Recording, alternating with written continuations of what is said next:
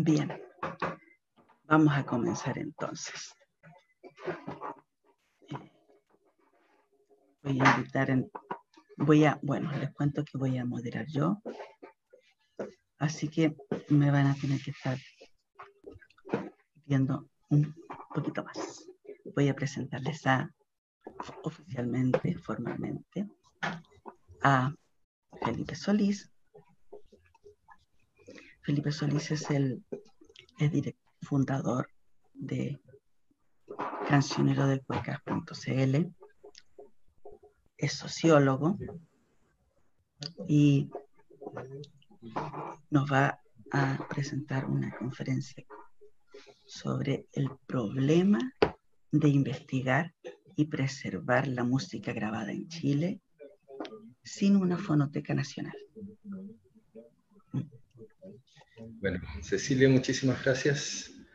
Primero que nada quiero saludar y agradecer a ti, Cecilia, y a todos quienes colaboraron en este cuarto encuentro, que inicialmente, y al igual que los anteriores, que todas las otras versiones se iba a realizar de forma presencial, pero que debido a la contingencia tuvo que reorganizarse para un formato diferente y que de seguro debe haber significado aún más trabajo. Entonces, mis felicitaciones a ti y a todo el equipo que te está apoyando en esta tarea. Bueno, la presentación que haré a continuación tiene un doble objetivo. El primero es poner en discusión un problema que tiene nuestro país, que dice relación con la inexistencia de una institucionalidad de nivel nacional encargada de recopilar y preservar la producción discográfica nacional, mientras que el segundo es el de mostrar algunas iniciativas particulares que han intentado subsanar parte de este vacío, pero cuya labor ha sido limitada e inestable en el tiempo, principalmente por dificultades para su financiamiento. El caso en particular que presentaré son dos proyectos de investigación desarrollados por mí desde el año 2009 a la fecha, pero con antecedentes desde principios de esa década y que cristalizaron finalmente en plataformas digitales disponibles en línea.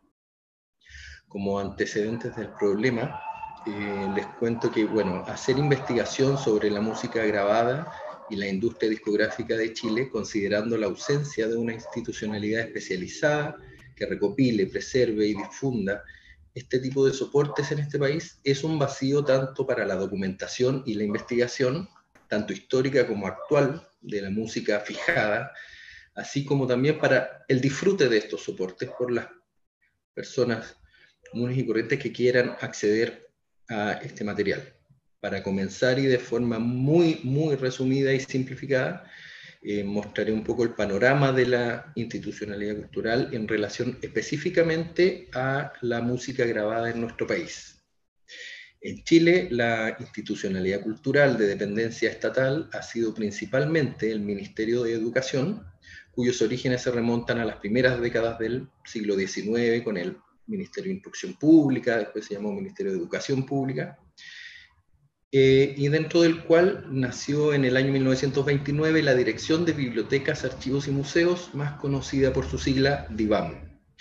Esta repartición era la encargada de la gestión de las bibliotecas públicas, los principales centros bibliográficos a lo largo del país, también de la Biblioteca Nacional, es la primera institución cultural del país, nacida en 1813, así como de los archivos y museos de carácter nacional, como lo son el Archivo Nacional, el Museo de Bellas Artes, el Museo Histórico Nacional y el Museo de Historia Natural. En el año 2003 entra en funcionamiento el Consejo Nacional de la Cultura y las Artes, servicio público creado a partir de la fusión de diversas unidades del Ministerio de Educación, que era dirigido por un directorio y a su cabeza un director con rango de ministro. En el año 2006 nace la Cineteca Nacional, cuya misión es la de preservar, conservar y difundir el patrimonio cinematográfico y audiovisual del país. Y finalmente, en marzo de 2018, entró en funcionamiento el Ministerio de las Culturas, las Artes y el Patrimonio, absorbiendo entonces las funciones que tenía el Consejo antes mencionado, así como también a la mencionada Dirección de Bibliotecas, Archivos y Museos, que pasó ahora a convertirse en el Servicio Nacional del Patrimonio Cultural. Voy a compartir pantalla, entonces denme un minuto para organizar eso.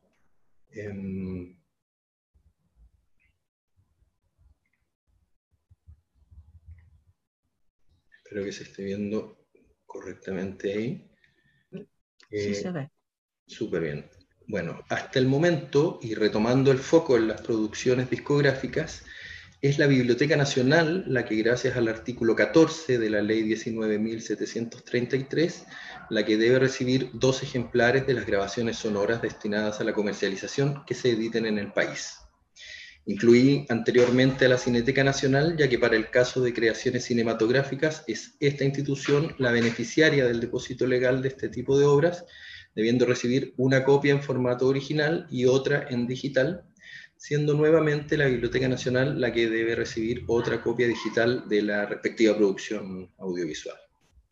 Si bien en documentos oficiales publicados por el entonces Consejo Nacional de la Cultura y las Artes, como fue el caso de la política cultural del periodo 2005-2010, se llamó a la formación de una audioteca nacional que, cito textual, reúna las grabaciones y partituras de la música nacional en todas sus expresiones y agrupe asimismo los trabajos de recopilación e investigación musicológica bajo el alero justamente de la Biblioteca Nacional. En documentos posteriores se habló también de una fonoteca nacional, cuyo objetivo debía ser el de, abro comillas, coordinar, continuar y completar el actual proceso de digitalización que está siendo llevado a cabo en la actualidad por diversas instituciones públicas y privadas. Ninguna de estas 2 iniciativas ha sido materializada hasta el momento. Lo que es más preocupante es que en la política cultural del periodo 2011-2016, elaborada por el mismo Consejo, ya no se encuentra ninguna de estas iniciativas, ni tampoco de forma clara en la actual Política Nacional de Cultura 2017-2022, aunque en el documento de la política sectorial del campo de la música de este mismo periodo se menciona ya a la Fonoteca Nacional de Chile en su categoría de independiente, así como a otros archivos y espacios dependientes, principalmente de universidades. De estos espacios hay representantes justamente en este encuentro. Está también mencionado el Archivo de Música de la Biblioteca Nacional, indicando de forma clara ya que el elemento crítico que tienen en común todas estas tiene que ver justamente con el financiamiento. En este escenario se vuelve patente la falta de una institución dedicada de forma específica a la música grabada, por lo que el objetivo de esta ponencia es dar a conocer un ejemplo de cómo, a través de la investigación y la creación de plataformas digitales, ha sido posible establecer un antecedente para tratar de subsanar esta carencia. Con el presuntuoso y quizás hasta ilegítimo nombre de Fonoteca Nacional de Chile, disponible en fonotecanacional.cl, este proyecto se sitúa justamente como una interpelación a esta ausencia, constituyéndose como un centro de documentación digital creado a partir de la recopilación, digitalización, restauración sonora, catalogación y difusión de parte del patrimonio sonoro del país, pero realizado de forma particular e independiente. Inaugurada oficialmente, como hablábamos hace unos minutos, el 29 de septiembre de 2011, con la plataforma Cancionero Discográfico de Cuecas Chilenas, disponible en cancionerodecuecas.cl. En el año 2014 fue ampliada con otro sitio, el Archivo de Música Tropical Chilena, disponible en archivotropical.cl, y también con material disponible para la futura creación de un archivo de jazz chileno. Este proyecto de investigación es un ejemplo de cómo diversas colecciones discográficas, todas en manos de particulares, pueden dar forma a un corpus que únicamente a través de su versión digital se erija como un repositorio de acceso público y gratuito a la memoria musical del país. En los 2 años que van desde la aparición de Cancionero de Cuecas y septiembre de 2013, esta plataforma funcionó acogiéndose al artículo 71b de la Ley 17.336 de Propiedad Intelectual, lo que en la práctica significó disponer únicamente de fragmentos de 30 segundos de duración de las obras sonoras digitalizadas. Al momento de su aparición, este sitio contaba con 1098 tracks de audio obtenidos desde 69 discos de larga duración editados en Chile entre 1961 y 1979. Voy a dejar de compartir un minuto. Me siguen viendo sin problema, ¿cierto?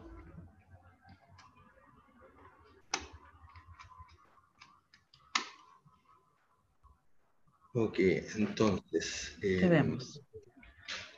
Ahora ya casi como una anécdota, contándoles la forma o el resquicio al que yo me acogí de poner solamente 30 segundos de los audios. Podría comentarles que por las características de la cueca como género, la frase musical de esta se encuentra contenida en sus primeros 2 versos cantados, momento que dependiendo de la extensión de la introducción instrumental con la que inician prácticamente todas estas piezas, se encuentra generalmente en la mitad de la grabación, las que duran un promedio de 2 minutos. Lo anterior significó seleccionar a mano, dentro de ese primer corpus de 1098 tracks, más que seleccionar a mano, a oído, mejor dicho, en la parte donde comenzara justamente la melodía cantada para hacer un poco más atractivo este fragmento, lo que, como comprenderán, fue un proceso muy tedioso. Voy a volver a compartir. Dame un segundo.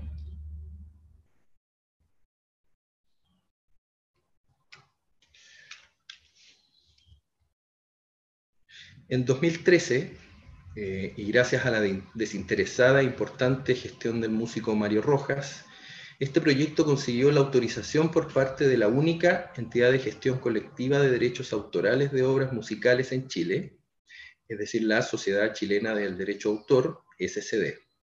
Esto se concretó en la forma de una licencia que otorgaba al sitio la categoría de sitio patrimonial,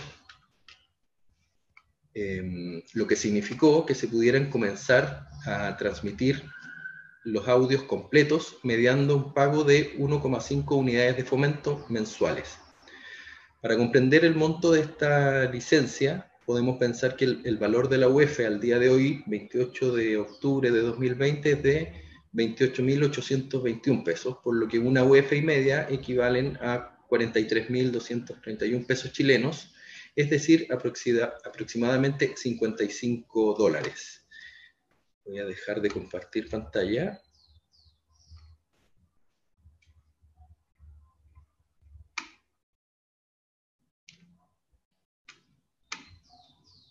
Ahí sí.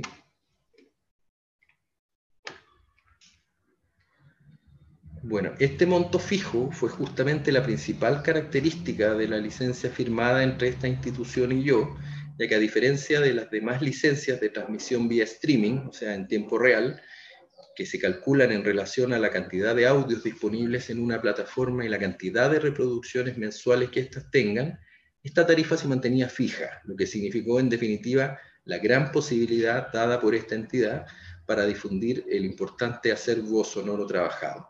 En el fondo, la SCD creó una categoría, un tipo de licencia especialmente para este tipo de proyecto, lo que fue realmente una salvación en ese momento para poder difundir los audios completos, porque, como les mencioné anterior, si esto dependía de la cantidad de audios disponibles y de reproducciones, el dinero era muchísimo más caro, y si al sitio le iba bien, si se reproducía mucho audio, tenía muchas visitas, el costo era mucho más alto. Entonces, contar con una tarifa fija fue una excelente solución.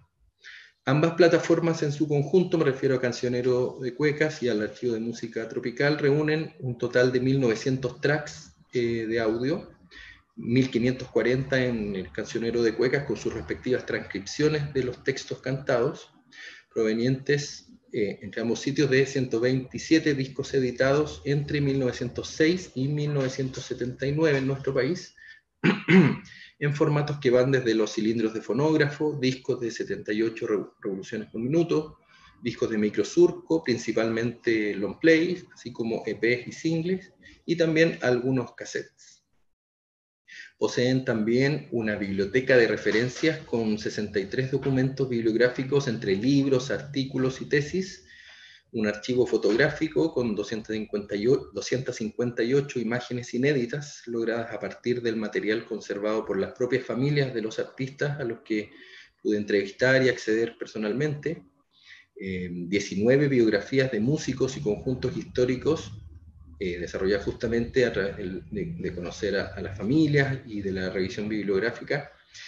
Y para el caso de Cancionero Discográfico de Cuecas Chilenas, una versión web de la publicación hecha en 2011 titulada Cronología de la Cueca Chilena, con cerca de 700 hitos relacionados con este género y sus respectivas referencias extraídas desde libros, revistas, artículos académicos, prensa impresa y diferentes fuentes del siglo XIX y del siglo XX. Este trabajo fue desarrollado por el investigador Cristian Spencer, participando yo como ayudante de investigación, la edición de 2011, y ya en 2013 trabajamos conjuntamente en esta versión en línea. Voy a volver a compartir.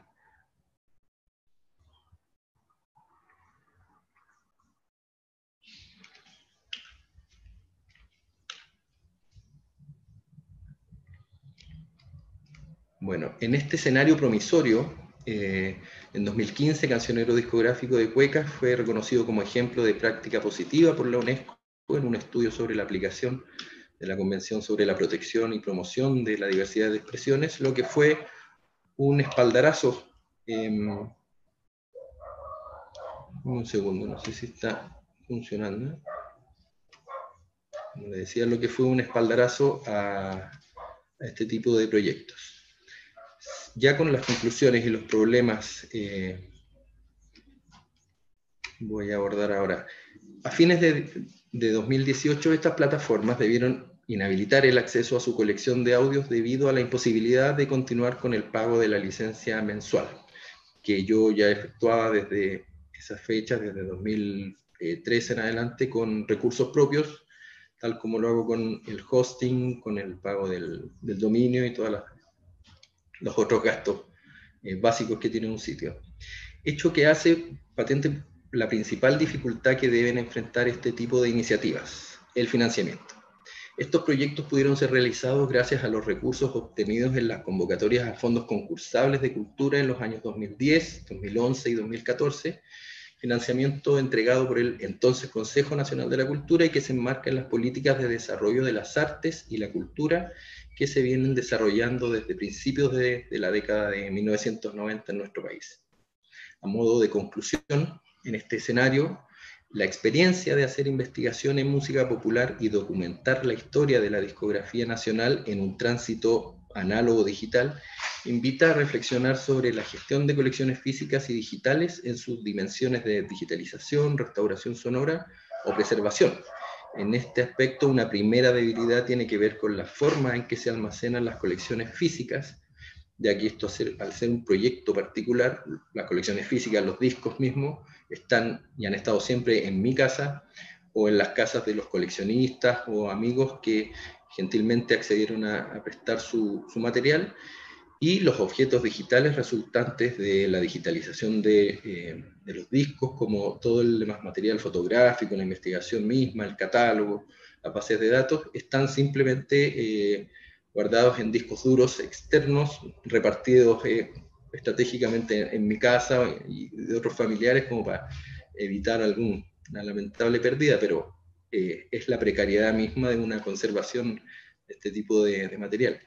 En el ámbito de la difusión, una segunda debilidad podrían ser las dificultades para el pago de derechos y autor y copyright en base a las categorías de streaming y downloading. En este caso, lo mío es solamente streaming porque de haber permitido la descarga de los audios, esta era otra licencia que tenía otro costo y era otro tipo de obligación, obviamente.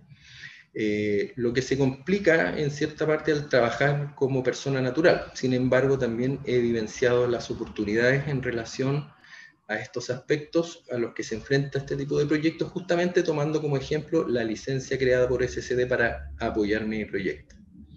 Una tercera debilidad, y ya estoy cerrando, tiene que ver ya con el financiamiento, ya que los fondos estatales son convocatorias anuales, también el acceso a patrocinios o limitaciones para poner publicidad en el sitio mismo, teniendo este tipo de licencia, siempre con el interés mío de asegurar el acceso gratuito a toda la información disponible en estos centros.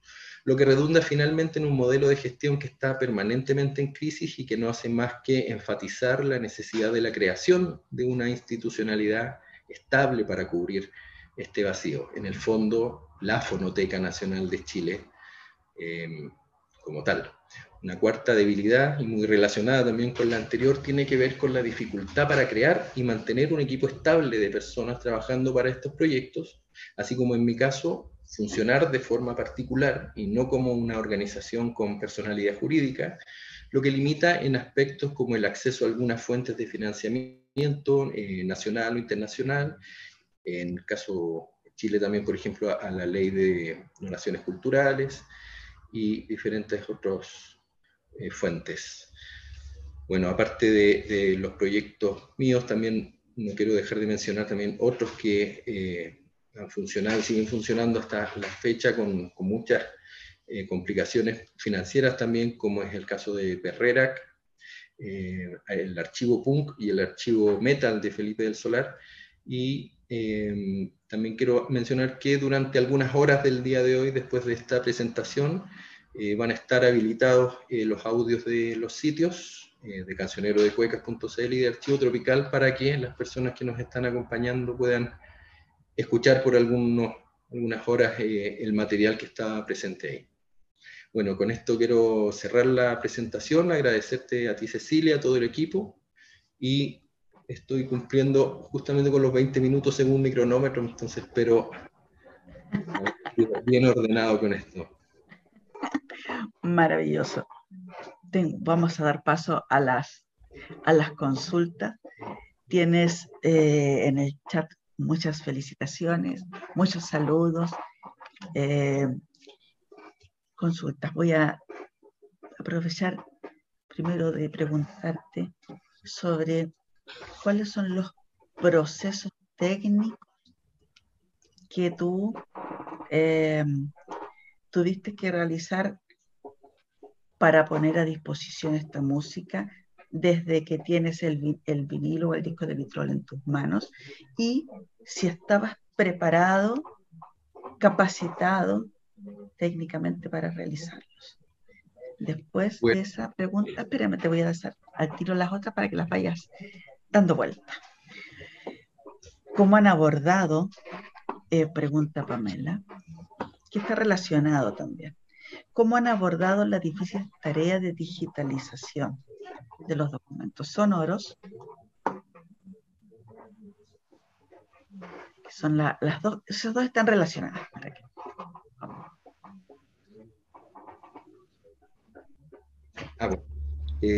Es un aspecto claro, súper largo. Una forma de resumirlo tiene que ver con que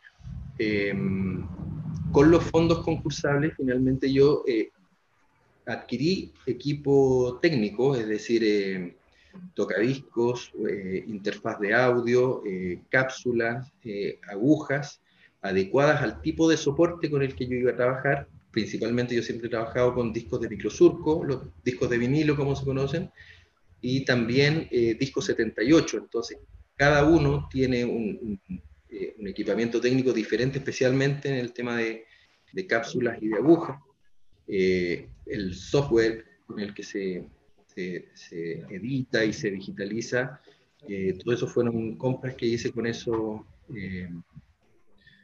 recursos, y capacitarme obviamente con el tema de la digitalización. En este caso, yo hice la captura del material y toda la dirección de este proceso, toda la capacitación para hacer eso, y el proceso mismo de restauración de los audios lo llevó a cabo Michel Bert, que es el especialista en sonido que siempre acompañó este trabajo.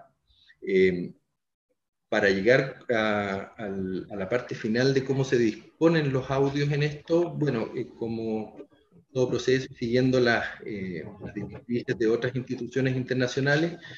Siempre se guardó la copia máster sin editar, tal cual se capturaba, y los tracks de audio que se utilizaban en el sitio eran copias mucho más livianas en MP3, en 320 bytes por segundo, que obviamente eran muchísimo más livianas y que se reproducían de forma mucho más rápida en las dos plataformas, pero se presentó a través de la unidad mínima era de discos que se podían consultar por el año de edición o bien por el sello editor, por los intérpretes, por los autores y diferente información, todos acompañados por su ficha técnica, siguiendo las indicaciones en ese momento de IASA.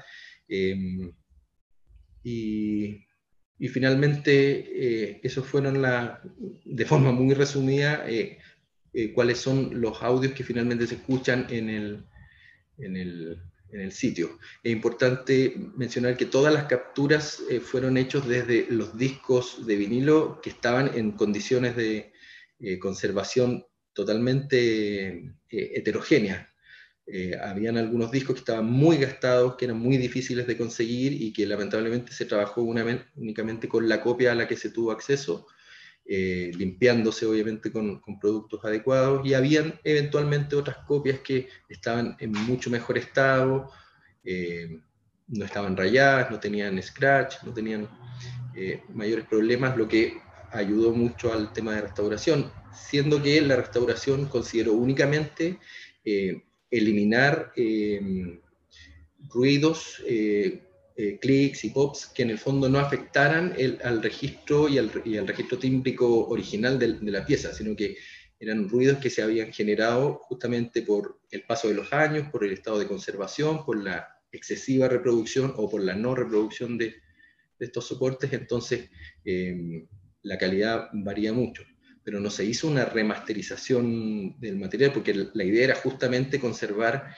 el sonido original. No sé si con eso respondo más o menos las preguntas.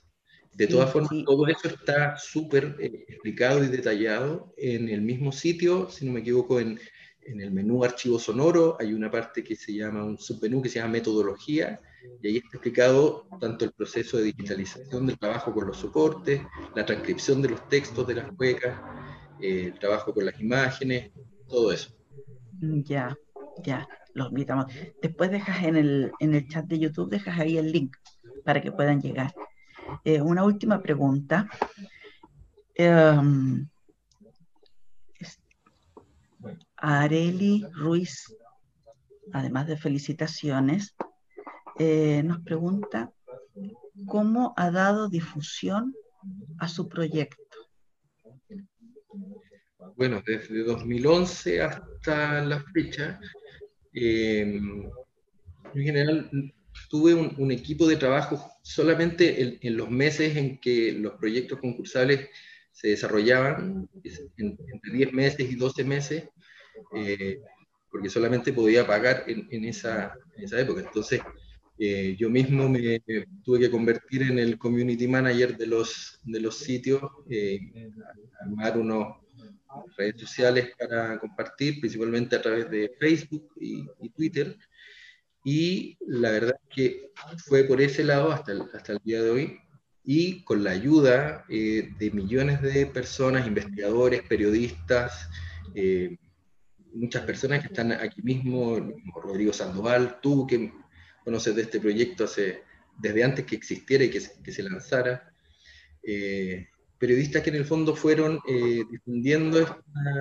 esta plataforma y este trabajo porque se dieron cuenta también que era un centro de documentación, una fonoteca que no existía en otro lugar y que era bastante útil para ellos mismos, para investigadores en Chile o en el extranjero de compartir esta experiencia. Nunca lamentablemente hubo un periodista o una persona dedicada especialmente a la difusión, entonces la verdad es que lo fuimos trabajando a mano. todo esto. Por eso yo recalco que estos son proyectos particulares, individuales de investigación. No hay un equipo permanente detrás de esto, entonces tiene altos y bajos, tiene muchos momentos en que no se hace difusión porque esto no es mi trabajo oficial, entonces yo tengo muy poco tiempo y ya he dejado de hacerlo, lamentablemente muy a mi pesar, tanto como lo hacía al principio, en 2011, 2012, que estaba más dedicado a eso. Pero no lo has bajado. No lo he bajado porque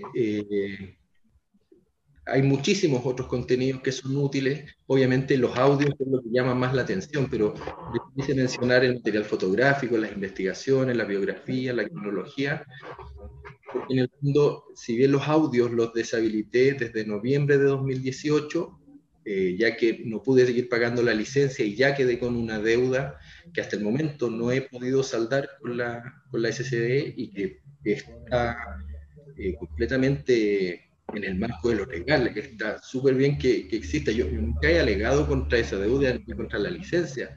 De hecho, a los familiares de los músicos que yo conocí siempre los insté a inscribir las obras, yo mismo les pasaba el catálogo que pudiera armando yo, para que inscribieran sus obras y pudieran recibir los pagos que les correspondían como sucesiones de ellos. Entonces, preferí inhabilitar los audios para no seguir alargando la deuda y para demostrar también respeto por la institucionalidad y por el marco legal en el que estoy. Entonces, los demás sitios siguen funcionando y todos los demás contenidos siguen presentes. Por eso no he querido bajarlo y sigo pagando las demás otras gastos mensuales.